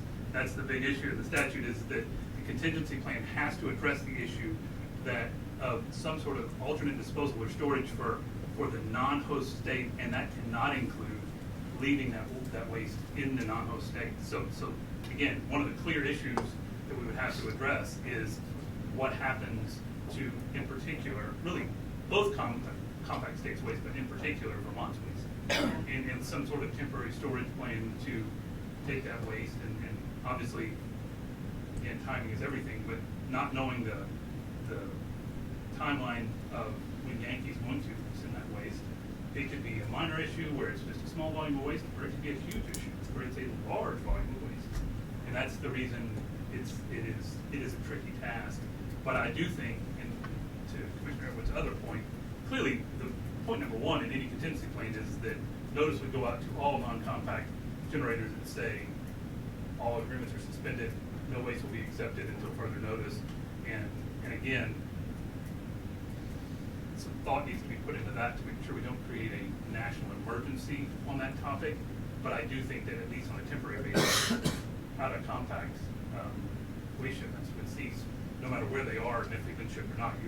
Everybody would have an obligation to take their waste back. And the way our agreements are structured, that's what it says. We have the right to terminate those or suspend those at any time, which would always be step number one. But then from there, the question, and the harder question is, what do we do from that point forward? The only thing is, don't get bigger than you need to be. We don't need to name the guy that's gonna lock the gate. Right. We just need to really look at this and do what we need to do, and let TCQ do what they need to do, and go from there. But sometimes I think you can get legal into this, that you're gonna start down that, because it says contingency program, and I'm thinking about, emergency plans or something. That's not what this is. No. But you bring up a good point about what, and I still don't have to read that again, but, I don't know why we're charged with finding, I can see why we're finding our 3 plants a way out, but I don't see why we're finding the rest of the 38 states way out, because. I don't think we are. I don't think we have to, no, I agree. Yeah, but I don't know what with the concerns of America today, with the moving of nuclear waste, everybody's suing everybody. So, I don't know, I think, since we're in the decommissioning with Vermont Yankee, I think we need to take that. And then, you know, self-storage is self-storage, and we're gonna take that, and we said we'd take that. And TCQ or whoever else is just gonna have to do that, because the state, that's in the compact that we would take care of them. There very well may be a statutory obligation for us to provide disposal, all right? And we're charged with figuring out what that plan is in the event WCS closes, and we need to work with our partners to determine how we resolve that. But if it happened tonight, whether there's a statutory obligation for us to provide disposal for that waste or not, no owner of radioactive waste is going to actually initiate a shipment of waste when it doesn't have a receiving destination, because their name is all over that waste. Now, they may take us to court, or they may sue Texas, or they may say it's our obligation to resolve this problem in an efficient and expedited manner, hopefully. But they're not gonna just put it on the road and ship it if we say our doors are closed. And I think what you just said is the reason I disagree with you about the urgency of the plan. Because if and when that happened, the first thing they would say is, well, who had the obligation to come forward and develop a contingency plan? And that they'd would say, be us. that commission. Yes. And since we have not fulfilled that yet, I don't ever want to be in a position where we have not made every effort possible to get a contingency plan done as quickly as possible, have it in place, and then the chips are going to fall where they may. But I want to make sure that we fulfill our statutory obligation to have that plan in place and have the input of all these important players, because you're right, and the judge is right. There's a lot of coordination that obviously has to go on, and that's the tricky part, is making sure that everyone, that everything dovetails into one another. Because we don't want to write a contingency plan that doesn't make sense practically with TCEQ's plan or their opinion about what should happen upon a contingency event, or for that matter, the governor's office or any other, anyone else who might be impacted by this, including the non-governmental players. So I think that's the reason there's a bit of a herding cats analogy here, where getting everyone together, and I'm sure we'll never all agree 100%, but I do think that everyone's point about we need to have kind of a working group that kind of is a clearinghouse for the ideas is absolutely correct. And it's just a matter of keeping the heat on to get those kind of things done. And that's what I think our job is over the next several months. We're about, what, a year and a half, 2 years, whatever, I don't know when you guys took over, but we're about a year and a half or 2 years past when the last owner of this plant said, okay, if we can't join forces with somebody else, we're gonna go into bankruptcy. They put that in a court filing.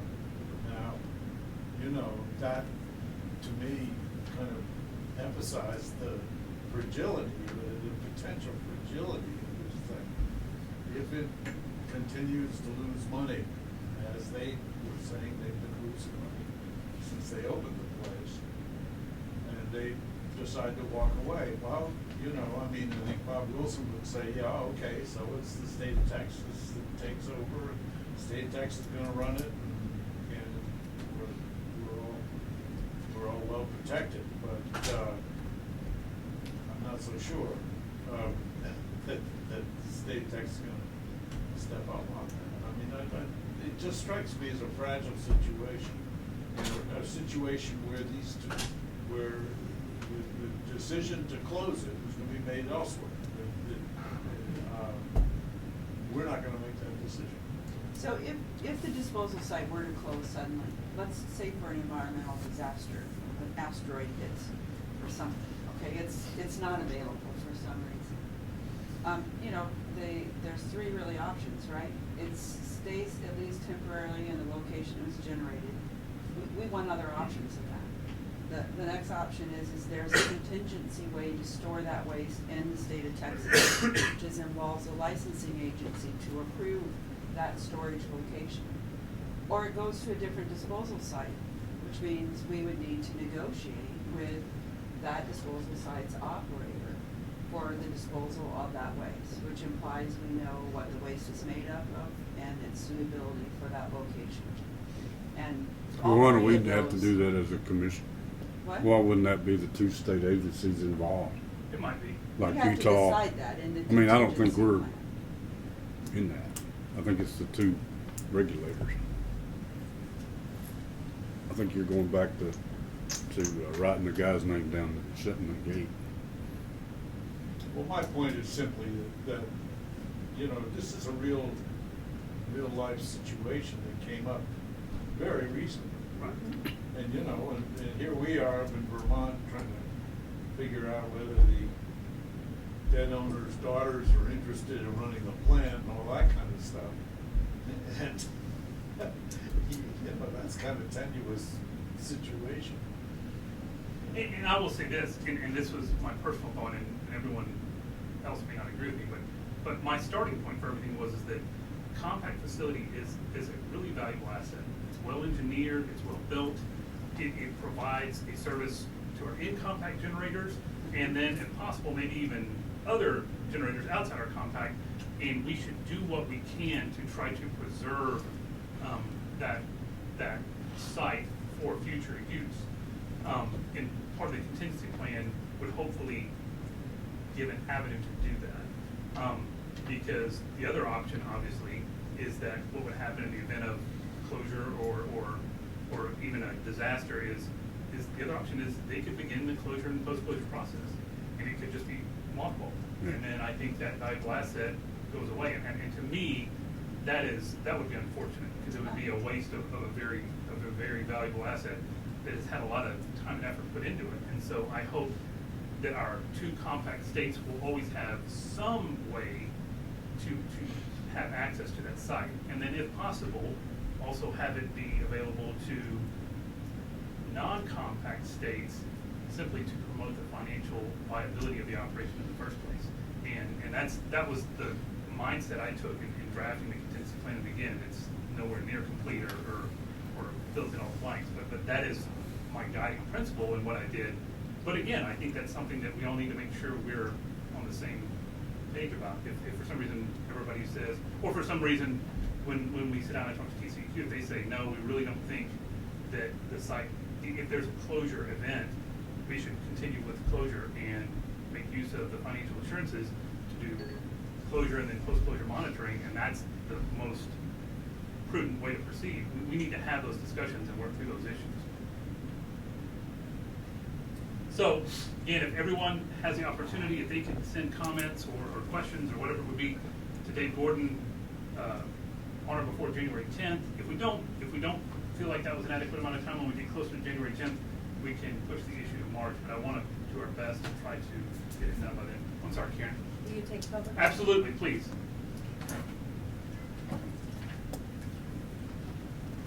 Thank you. Could you- Good morning, everyone. Could you state your name just for our record? Karen Haddon, I'm the Director of Seed Coalition, and I appreciate this discussion and the work that you guys have put in on the contingency plan. I would like to say that I think that this plan should actually be expanded, not limited. One of the reasons that the site could shut down is due to an emergency. I mean, you guys have talked about that, a disaster. So we need a contingency plan that actually involves what would happen at that point as well. While there may be emergency plans sitting on a shelf somewhere, there needs to be a contingency plan for the state of how we handle that, because it could be a very different scenario than if the operator simply decided to leave the site. And none of this can be taken out of context. The compact facility is your concern and what you're looking at, but what's really needed in the big picture is a contingency plan for the entire site, taking into account surrounding facilities in the region. if the site gets licensed to take high-level radioactive waste, things could be very, very different. Let's say there's a problem with high-level waste. That could shut down the compact facility, the whole facility. And then what? The thinking needs to be expanded, not limited. Also, in terms of parties to involve, I would encourage you to consider the public, those involved in transport, rails and so on and so forth, emergency responders, because they should all be at the table. Furthermore, I would like to ask that there be an official public comment period on this and that notice be provided. And I would like to bring to your attention a study that came out recently. Maybe you've seen it and read it. It was the Nuclear Waste Technical Review Board Transportation Study on High-Level Radioactive Waste, came out in September on the 23rd. That study brings up a whole lot of issues that involve those canisters, the transport, their viability, the possibility of accidents. They even say in this study that there are situations in which things could go critical. So I would encourage you to read that study and read it carefully as you do this work. There's a possibility of greater than Class C waste going to the site. This needs to be considered. All of these things, because nothing would happen in a vacuum if this was an accident scenario. The whole site would be affected. So the picture is much bigger than you're looking at, and I'm glad for what you're doing, but I would urge you to look at the whole picture, because that's essential. And clearly, once again, I'm sorry to be repetitive, but once again, if something happens at the site that's accident or disaster, it's going to be the whole site, and people are going to have to know what exactly happens. When I think contingency, I'm not thinking about just what about the compact site. That is one way to look at it, but that is not adequate. And I would urge you to think big, consult the people you need to consult, and involve all the parties that need to be involved. Karen, can I ask you, do you have an electronic copy of that study? Can you submit it to the administration? Sure. That way Yeah, we I make can sure we know send what you- you're talking about? Yeah, I'll send you the link to that. Yeah. And so you know, mine's much smarter than mine, as you were talking, said that the best way to maybe do this is through a formalized rulemaking process, which would have the public comment period that you were speaking about.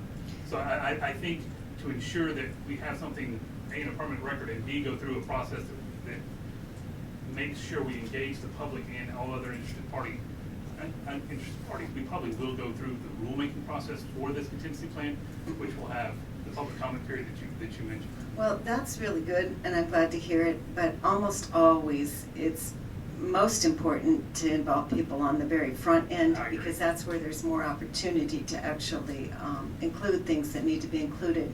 I would urge you also, in terms of high level, to look at what has been done already by the state of Nevada in terms of Yucca Mountain. They've done endless amounts of studies, and that was one of the things that our organization talked to legislators about, is that the risk level that was addressed was much higher than what other sources contended in terms of the studies done for Yucca Mountain. Some of their studies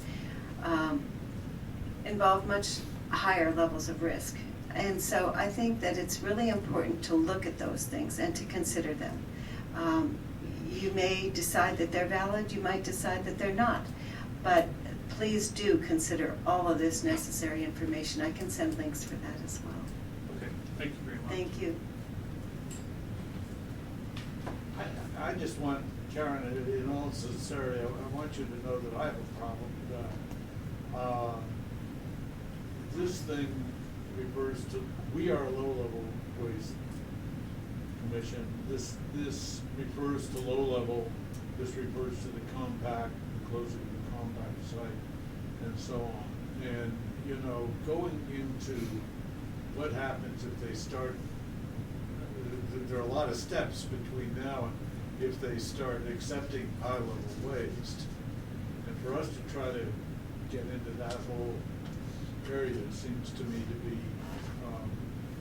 you know, kind of way beyond our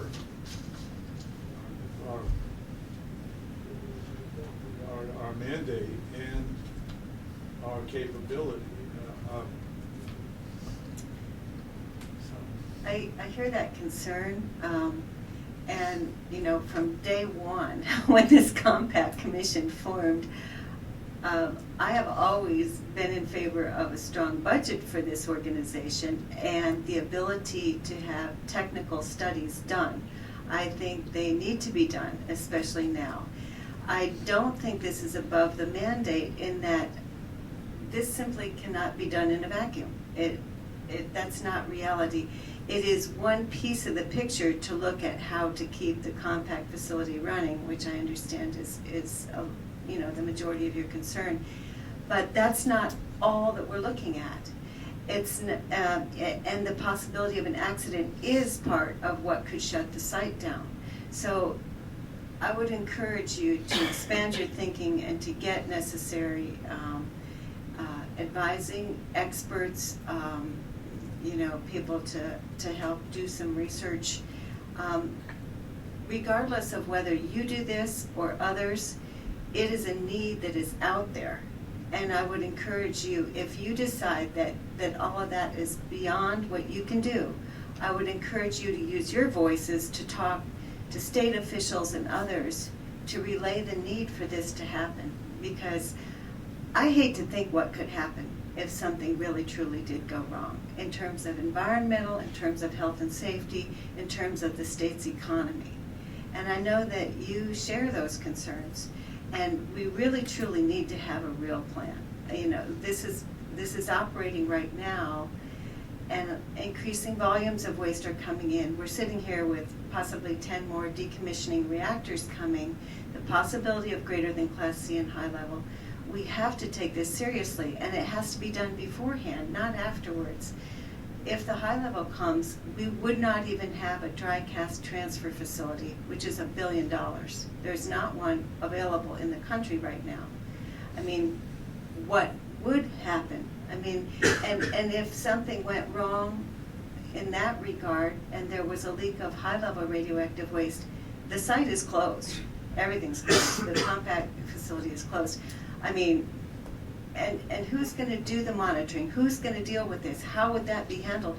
I don't think there is a real plan for that. If there is, somebody please tell me, because I think we're sorely lacking, and it's a huge oversight that this is not in place. I'd just like to comment, Commissioner Sadek, I think you're right that, again, this high level thing has gotten into low level, which is two totally different ballgames. And a lot of people are thinking that, and I totally agree with what you're saying, Karen, but this contingency for low level. And the day that the other may or may not happen, you say if, well, if is not, yes it is, then the board then will go back and change their contingency.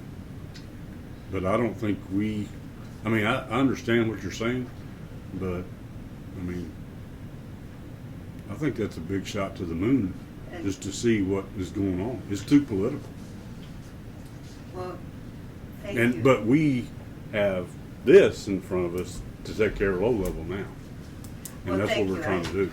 I hear what you're saying. But I mean, we've had meetings in these rooms down here that we didn't get what we needed to get done because the high level stuff, and it's not even, I mean, it's not even there yet. I mean, the politicians haven't made their mind up. So, but we are dealing with low level in Andrews County, and I will speak for that. I hear what you're saying, and I recognize But that. high level is about to kill that Yeah. and America needs the low level place.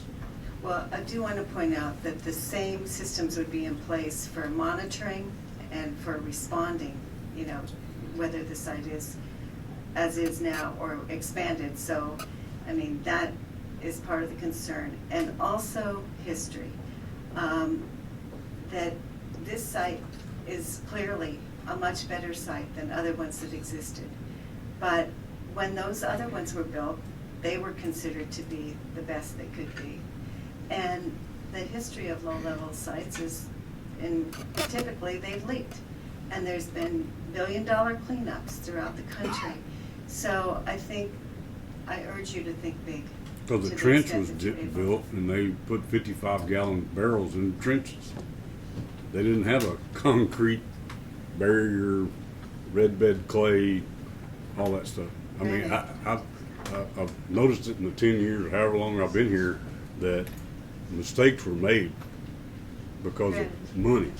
And but that place is not that way. I can guarantee you. Thank you. Thank you, Karen. I want to open it up to anybody else who wanted to address us on the contingency plan, since it is a topic. And obviously, we will be reaching out to many of you, I'm sure, on in a more informal basis. But I think based on the discussion today and what Dave just suggested to me, which I agree with, this will be an important enough process that we will likely go through a rulemaking process that leads to an adoption of a contingency plan after we do a lot of the things we do. But I do agree with Karen that we will engage not just our government partners, but private parties as well, and the public, because I think this is, as Dick has said, important enough that everybody should be at that table, and even if we don't agree, at least we can all hopefully come to some level of consensus and have our voices heard. With that, we will move on to item 8D, which is part of my report on personnel matters. Nothing new to report. We are still going through the process of looking for our executive director and administrative assistant. I will note, and I should have noted this at the very beginning, we do have a new commissioner who was unable to attend today because of work obligations, but Jeff Mundy is a new commissioner that's recently been appointed, replacing Clint Weber. We want to thank Clint for his work on the commission and his really invaluable input on a lot of things. We will miss him, but we're very excited to work with Jeff. I've spoken to Jeff, and he is probably more up to speed on some of our issues than I am. So he has really already dove in head first into our issues and has a background that I think will really be beneficial to the commission. He's very enthusiastic, and we're excited to get to work with him. Jeff is a lawyer here in Austin, and has got some background that I think is going to be beneficial to what we do. So we're excited to work with him, and for those of you who haven't met him, I hope you can meet him, if not before the next meeting, at least at the next meeting. Based on that point about our executive director and administrative assistant, there's really nothing to report on item 9 in our agenda, and we continue to work through the search, and we hope that we will have staff recommendations, at least for hiring at our future meetings, maybe as soon as the meeting in January, we hope. So the next item is item 10, which is tab 15 in your notebooks, and this is future meetings. As we mentioned earlier, January 23rd is our next scheduled meeting, and let me say this. Please speak up if these dates don't work, because I think they're fluid and that we can change them.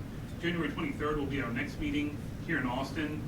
The date that I chose after that was March 12th here in Austin.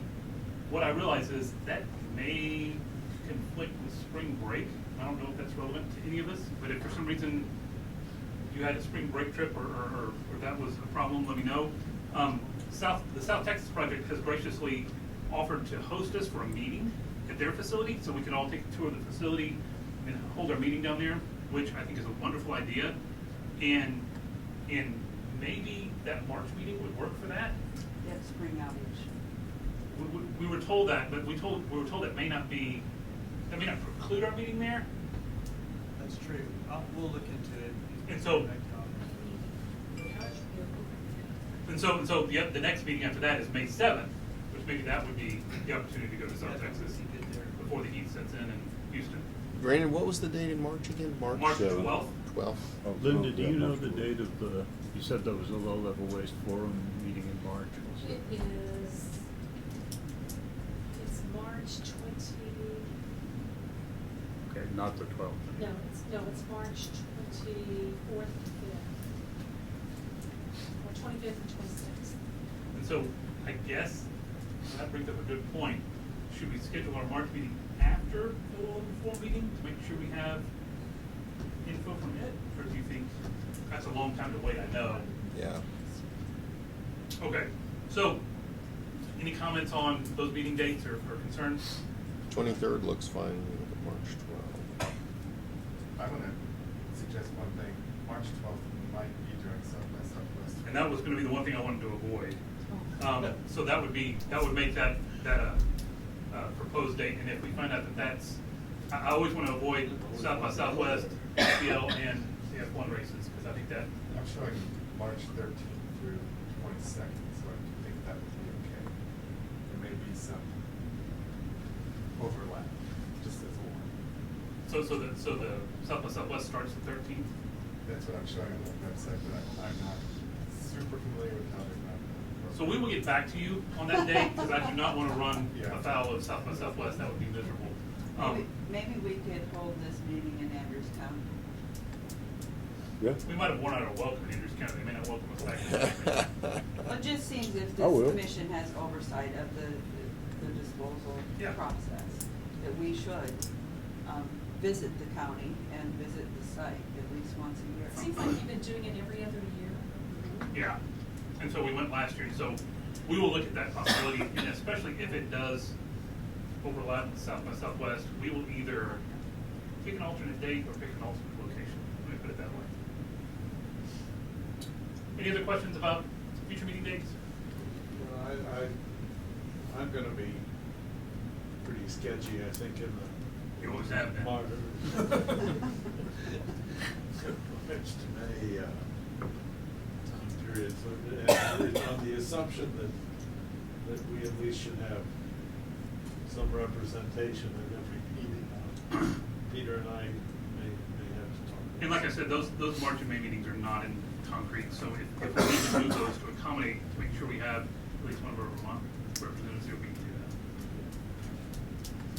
Any other Yeah, I comments on think our I can make this future vote. meeting dates? Looking farther in advance, we'll obviously be going back to Vermont. I was told by one of our commissioners that he or she is a leaf chaser, so we have to keep it around the fall foliage time. But we will probably be going back to Vermont then in the month of September, October. And we're looking into where that will be. We suspect it will probably be in Burlington, because we like to rotate around the state of Vermont. So that is far in the future, but we will also be getting back to everyone with that date. Peak day in Burlington will be around October 10th. That's a guarantee. Yeah. Okay, I vote but for Manchester, actually. and we may go back there too. I think it's just a matter of, we try to rotate around, and so we have not, Burlington is the. We could look at something else too. There are more than 2 or 3 cities. Right. There are. I think it's something in the kingdom. So we will get back to everyone with more details on Vermont in the coming weeks as well. With that, we are through item 10, and we are through our agenda, so I will entertain a motion to adjourn. So moved. Second. Second, all in favor? Aye. Thank you all very much for your time today.